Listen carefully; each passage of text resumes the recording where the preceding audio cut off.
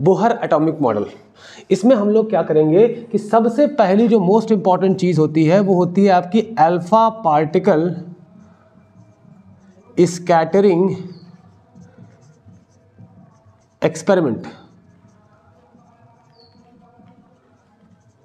इसके 3 पॉइंट्स हैं, पहला, दूसरा और तीसरा। इसको हम लोग थॉरली समझते हैं। 3 ऑब्जर्वेशंस हैं और 3 कंक्लूजन्स हैं।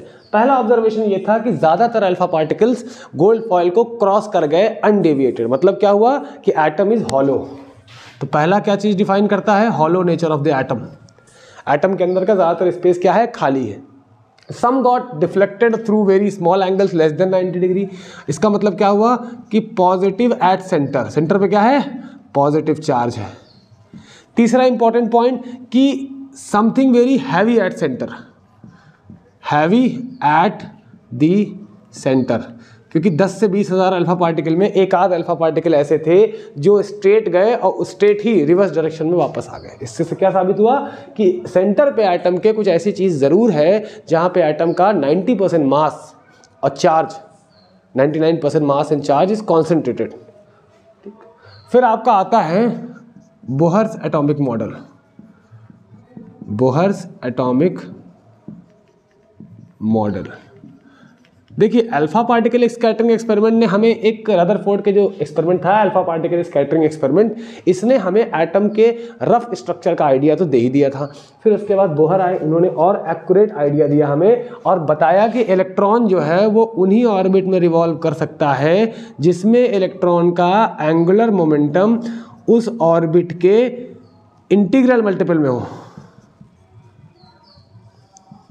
और ये क्या है आपका? Angular momentum.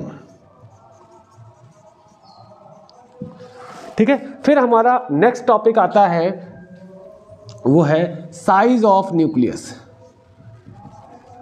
या कह सकते हो रेडियस ऑफ न्यूक्लियस। देखिए, जैसे मान लीजिए ये हमारा न्यूक्लियस है, सेंटर पे पॉजिटिव चार्ज है, तो इसका रेडियस कैसे निकलेगा? आउटर बाउंड्री और सेंटर से मिला देंगे तो ये R0 मिलेगा आपको।